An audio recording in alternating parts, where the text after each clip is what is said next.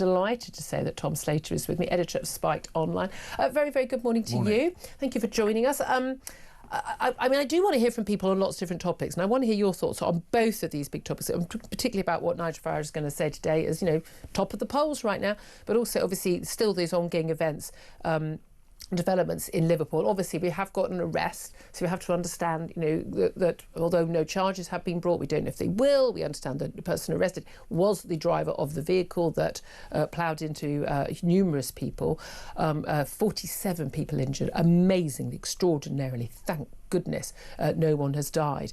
But I'd love to hear your thoughts on Nigel Farage's promises about winter fuel allowance, tax breaks, married couples, any of the two-child benefit cap to win over voters, but also your reaction to the information the police chose to give out yesterday about the suspect. We can talk in more sort of general terms in terms of police information to us in the event of attacks that people not unreasonably might think early on were terrorist attacks, and who could be behind them or what the motivation could be. Give us a call, 0344 499 1000. You can text the word talk and your message to 87222. You can get in touch with us on X at Talk TV. Calls are charged at the national rate. Text costs £1 standard network rate message. Tom Slater, to you first on what happened in Liverpool. 47 people hurt, 4 children included, taken to hospital, 27 total taken to hospital, 20 treated at the scene. 4 people, including a child, were trapped under the vehicle when it was finally stopped. Absolutely horrific. We know there's been incredible heroism from ordinary Liverpool fans who were at the victory parade for the Premier League title, who rushed in to try and lift the car, to rescue people trying to, push children out of the way. I mean, there was a pram left at the scene. A baby was among those that was hit by the car. Lots of, ordinary men and women just doing the right thing, the way that most people do. We also know, the police, medical staff rushing in, fire brigade doing what they can to try and save people's lives. A man has been arrested.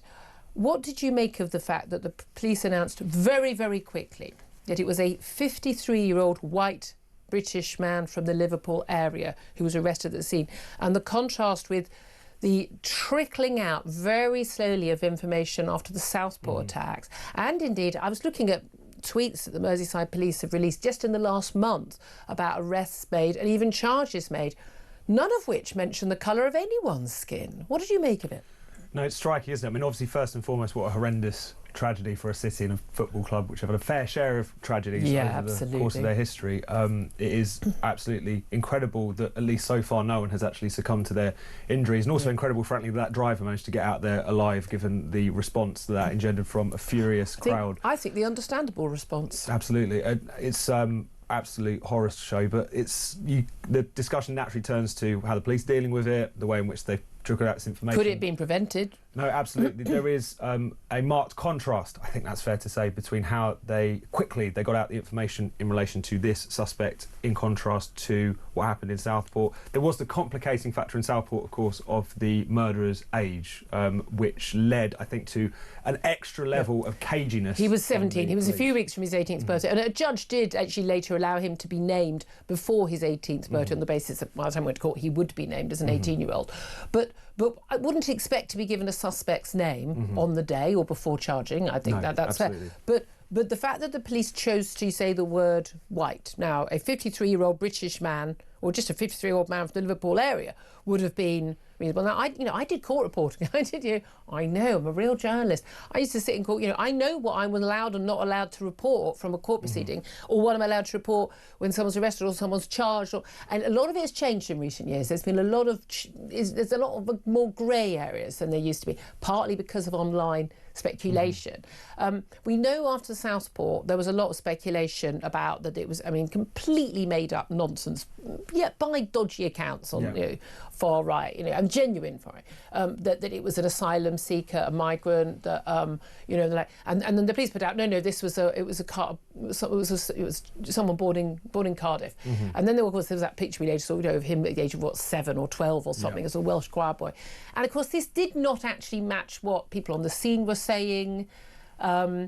And it was, I think it if not an outright lie, a deliberate obfuscation of the truth. They were trying to steer people. And we're told that they had to do that because of, racists and bigots. Apparently, like me, some of the words I've had, just simply say, we can only speculate why the police have given more information today than they would have in normal times.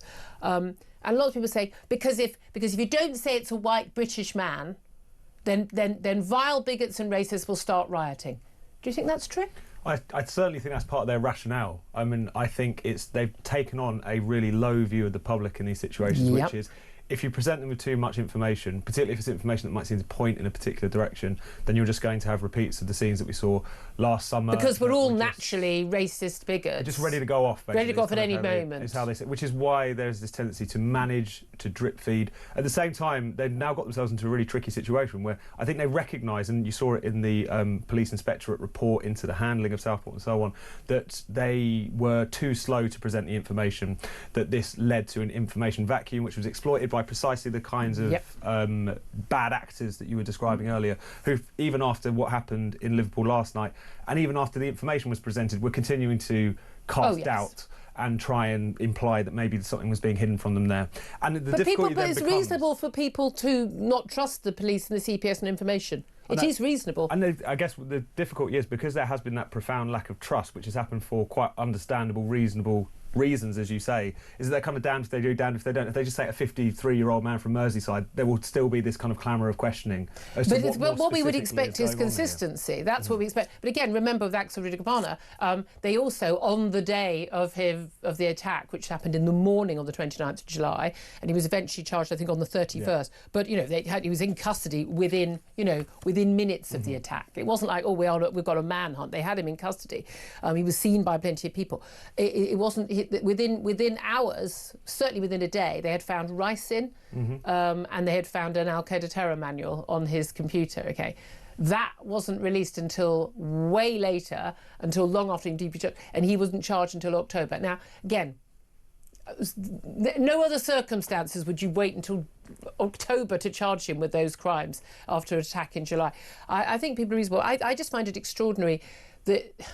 So anyone raising the point that the police give different information in different circumstances. The information, for instance, remember Alison Pearson being arrested? They go, we can't tell you whether or not what the crime was. We can't tell you what tweet it was that you wrote, Alison Pearson, when 2 police officers turned up at her door. But then they leaked the body cam footage. The police, the only people who had access to it were the police. The police leaked the body cam footage of the conversation they had on her doorstep to the Guardian. They're very picky and choosy about the information they give out. And the argument always seems to be, yes, but we can't give out full information, or we have to give out full information if it's someone who's white, because otherwise you nasty racist bigots will go around smashing up asylum seekers' hotels or anyone you meet that's black.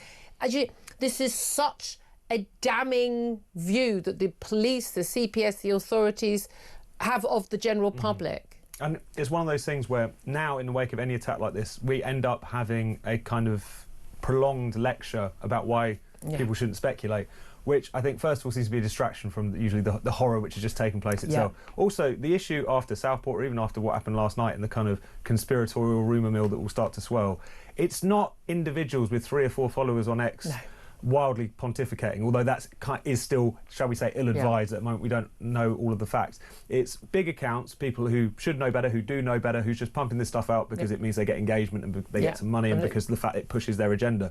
You allow those people much more room to operate when you are cagey, when you don't treat the public seriously, when you create a level of distrust within the public between them and the police because of how they handle cases like this. So surely be as upfront as possible, be as consistent as possible, as you say. And that's it. And that's all I'm asking for. How you start to rebuild trust. It's really not that simple. Yeah, it's perfectly fine for the police to say we can't give certain information. I mean, we even had Keir Starmer after Southport saying we couldn't give certain information, it would prejudice the trial.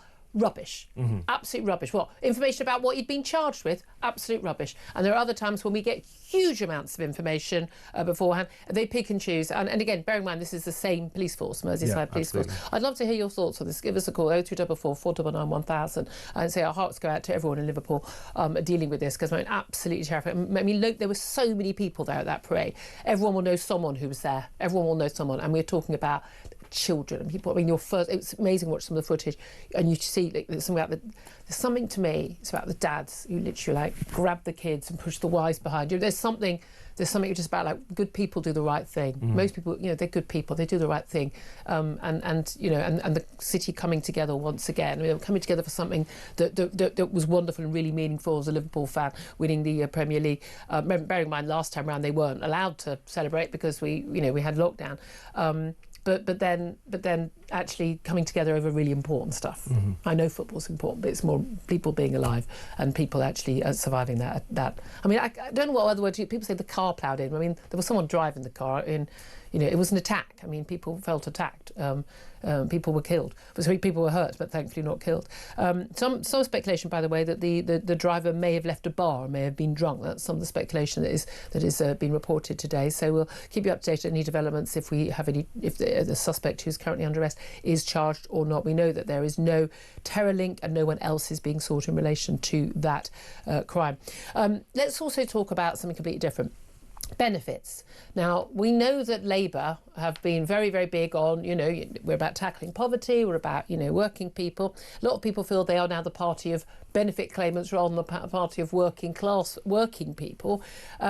The scrapping of the winter fuel allowance as a universal allowance has been a massive, massive vote loser for the Labour Party.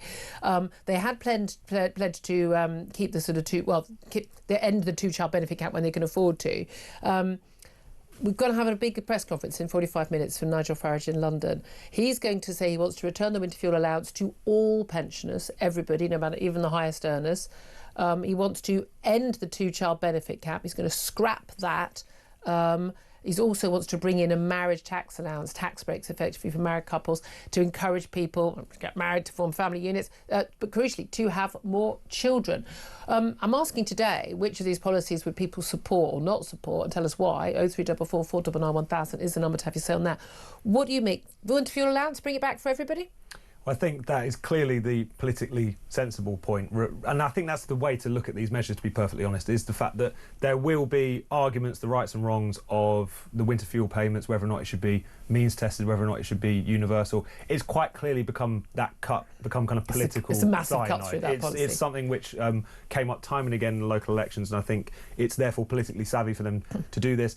The two-child benefit cap thing, I think, is in a sense even more interesting, because I think what Farage and Reform are beginning to recognise and beginning to tack towards is that the kind of voters that they're trying to attract, the kind of coalition that they're trying to build, is that kind of underserved portion of British politics who are quite socially conservative but actually relatively left-wing economically. So any policy which kind of signals that they can almost outflank the Labour Party on certain particular issues will play very well with those people. So I think that's really what we're looking at here, is a embrace, even if it's just around the edges, of that more red-blue politics, which has proven so successful. I mean, I'd say, winter fuel allowance, if you instead of making it a £300 payment and you just put it into the main pension, just added it to the main pension, then higher earning pensioners will get taxed on it, and then you can basically means test it that way. There's a lot to be said for universal payments, simply because it involves less admin. Yeah, a lot cheaper. And it's much cheaper. There's most benefits that universal. Same with child benefit for years. It's just cheaper.